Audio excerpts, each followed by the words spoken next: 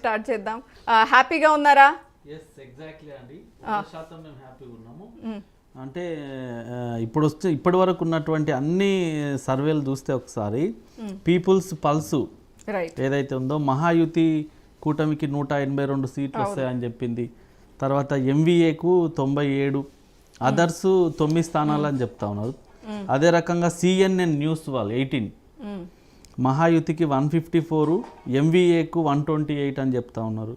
తర్వాత మహారాష్ట్రకు సంబంధించి మాట్రిజ్ అనేటువంటి సంస్థ ఏదైతే చేసిందో మహాయుతి కూటమికి 150 నుంచి 170, ఎంవీఏ కూటమికి 110 నుంచి 130, అదర్స్ 8 నుంచి 10 అని చెప్తా ఉన్నారు. అదే రకంగా పీమార్క్ అనేటువంటి సంస్థ కూడా మహాయుతి కూటమికి 137 నుంచి 157 స్థానాలు వస్తాయని చెప్తున్నారు.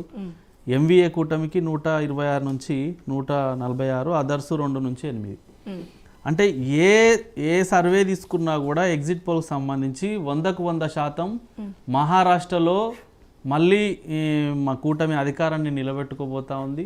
గతంలో మాదిరిగానే మహారాష్ట్రలో ఉన్నటువంటి అన్ని వర్గాలు, ఎస్సీలు, ఎస్టీలు, ఓబీసీలు, అక్కడ ఉన్నటువంటి మరాఠీలు, దళితులు, రైతులు, మహిళలు, యువకులు అందరూ కూడా భారతీయ జనతా పార్టీ ఆధ్వర్యంలోని మహాయుతి కూటమి వైపు నిలబడ్డారు. అది చాలా క్లియర్గా అర్థమవుతున్నటువంటి పరిస్థితి. అయితే ఇక్కడ గతంలో కొంతమంది అనొచ్చు హర్యానాకు సంబంధించి ఎగ్జిట్ పోల్స్ ఏవైతే వచ్చినాయో అవన్నీ కూడా తారుమారైనాయి, అక్కడ కాంగ్రెస్ పార్టీ గెలుస్తుంది అనుకున్నారు కానీ బీజేపీ గెలిచింది, ఇప్పుడు కూడా మళ్ళీ ఎగ్జిట్ పోల్స్ అట్లే కావచ్చు అనే రకంగా మాట్లాడుతుండొచ్చు కొంతమంది. కానీ మేము అంటే మహారాష్ట్రలో చేసినటువంటి అభివృద్ధి కార్యక్రమాలు కానీ మేము ఇచ్చినటువంటి మేనిఫెస్టోలో పెట్టినటువంటి విషయాలు కానీ అన్నీ కూడా ఈరోజు అక్కడ ఉన్నటువంటి ప్రజలకు చాలా క్లియర్గా అర్థమైనాయి. ఎందుకంటే ఈరోజు భారతీయ జనతా పార్టీ ఆధ్వర్యంలోని కూటమి ఏదైతే ఉందో మేము ఇచ్చినటువంటి హామీలన్నీ కూడా చాలా నిజాలకు దగ్గర ఉన్నటువంటి హామీలు.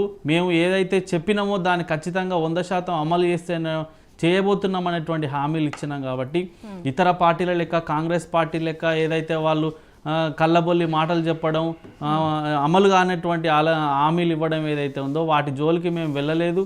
ఈరోజు కాంగ్రెస్ పార్టీ హర్యానాలో కానీ ఇతర రాష్ట్రాల్లో కానీ పూర్తిగా మునిగిపోవడానికి కారణాలు ఏంటంటే వాళ్ళు మొత్తం కూడా ఉచితాలనే నమ్ముకుంటారు, ఫ్రీ బీస్ అంటారు వాటిని.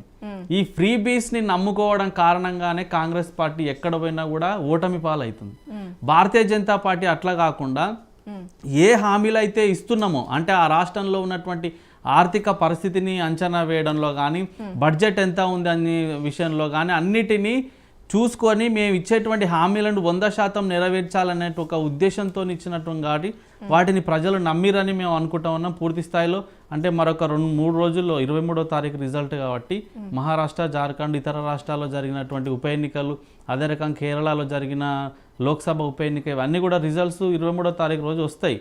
మేము ఒకటే చెప్పేది ఏంటంటే ఎక్కడ ఉప ఎన్నికలు జరిగినా ఎక్కడ రాష్ట్రంలో ఎన్నికలు జరిగినా కూడా భారతీయ జనతా పార్టీ ఆధ్వర్యంలోని కూటమి 100% మేము ఏదైతే చెప్తామో అదే చేస్తాము.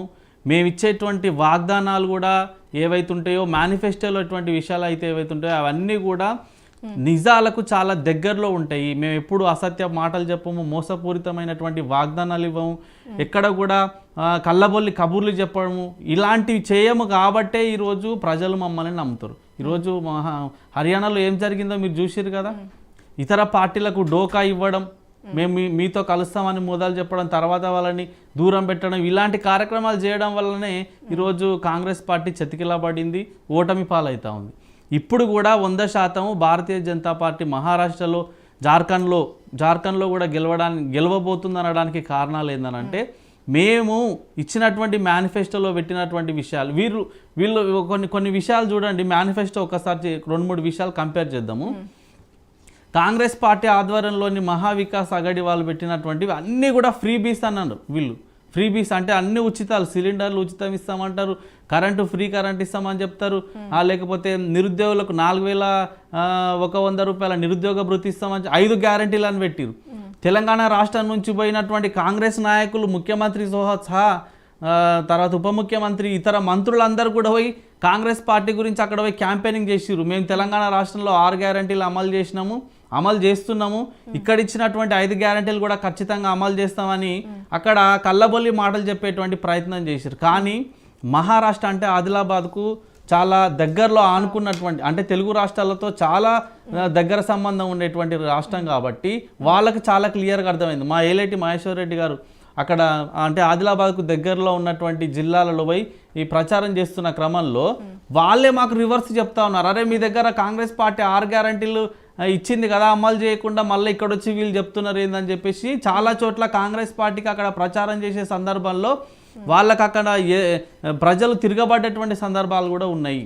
కాబట్టి వీళ్ళన్నీ కూడా ఫ్రీ బీస్ నమ్ముకొని ఉన్నారు. ఉచితంగా ఇస్తాం, మేము ఉచితంగా ఇస్తాం, ఎక్కడ కూడా రాష్ట్ర బడ్జెట్ని వీళ్ళు పట్టించుకోరు, రాష్ట్రం యొక్క ఆర్థిక పరిస్థితిని వీళ్ళు పట్టించుకోకుండా వీళ్ళు అన్ని ఉచిత హామీలు ఇచ్చుకుంటూ పోతున్నారు. కాబట్టి ప్రజలు వాళ్ళని దూరం పెట్టినటువంటి పరిస్థితి.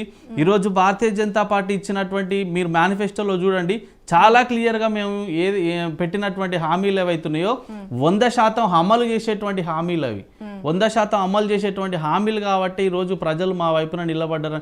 ఈరోజు ఇంకొక విచిత్రమైన పరిస్థితి ఏంటంటే కాంగ్రెస్ పార్టీ వాళ్ళు దేశవ్యాప్తంగా మేము కులగణన చేయాలి, ఇన్నేళ్ల నుంచి ఏ కులాలు ఎన్ని ఉన్నాయో తెలియదు దేశంలో, కాబట్టి వాళ్ళకి అందరికీ అన్యాయం జరిగిందని ఎక్కడ ఎన్నికలు జరిగినా కానీ చెప్తూ లబ్ధి పొందాలనేటువంటి ప్రయత్నం చేసిర్రు.